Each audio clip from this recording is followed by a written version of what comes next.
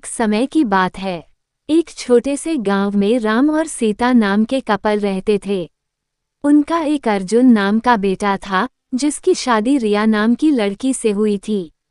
राम और सीता कड़ी मेहनत करते थे और अपने बुढ़ापे के लिए पैसे बचाते थे। रिया बहुत लालची लड़की थी और हमेशा अपने लिए और चीजें चाहती थी। जैसे जैसे साल बीतता गया, रिया का लालच और बढ़ता गया। वो अपने पास रखे चीजों से कभी संतुष्ट नहीं रहती थी। वो हमेशा अपने सास ससुर से महंगे तोहफे मांगा करती थी और उनके बचाए हुए पैसों में से भी कुछ हिस्सा अपने लिए मांगती थी। राम और सीता उसकी सारी जरूरतों को पूरा करते थे ताकि परिवार में शांति बनी रहे। वो अपने पति अर्जुन के ऊपर भी दबाव डालती थी कि वह अपने माँ बाप से पैसे और संपत्ति मांगे। वो बहुत ज्यादा संपत्ति इकट्ठा करना चाहती थी बिना किसी मेहनत के। एक दिन राम और सीता ने यह फैसला लिया कि वह रिया को सबक सिखाएंगे। वो उसे बुलाते हैं और बोलते हैं कि बेटा, हमें तुमसे कुछ जरूरी बातें करनी है।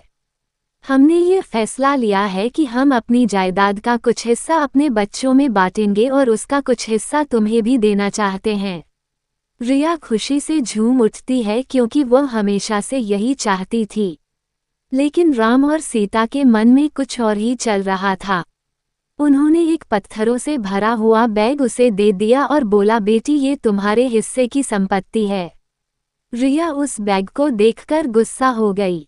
उसने उस पत्थर से भरे हुए बैग को जमीन पर फेंका और जोर से चिल्लाते हुए बोली कि मेरी मजाक उड़ाने की तुम्हारी हिम्मत कैसे हुई? मुझे पैसे चाहिए, ये पत्थर नहीं। राम और सीता ने शांत तरीके से उसे समझाया और बोले, रिया, सच्ची संपत्ति सिर्फ पैसे और चीजों के बारे में नहीं है। ये प्यार, दया और जो कुछ भी तुम्हारे पास है उसके लिए आभारी होने के बारे में है। हमने हमेशा तुमसे प्यार किया है और तुम्हारी देखभाल की है और यह पैसों से भी अधिक कीमती है। रिया को एहसास हुआ कि वह लालच में कितनी अंधी हो गई थी। उसको अपने किए गए बर्ताव के लिए पछतावा होने लगता है। उसने अपने सास और ससुर से माफी मांगी और अपने तरीके बदलने का वादा किया। उस दिन के बाद से उसमें बदलाव आया और वह एक अच्छी बहू बन गई। रिया के बदलाव की बात पूरे गांव में फैल गई और सभी ने एक बेहतर इंसान बनने के लिए उसकी प्रशंसा की। रिया अपने परिवार का ख्याल रखते हुए और उनके बीच मिले प्यार के लिए आभारी होकर हमेशा खुश रहने लगी। सच्चा धन प्यार, दया और जो हमारे पास है उसके लिए आभारी होने से आता है, न कि हमेशा और अधिक चीजों की चाह रखने से।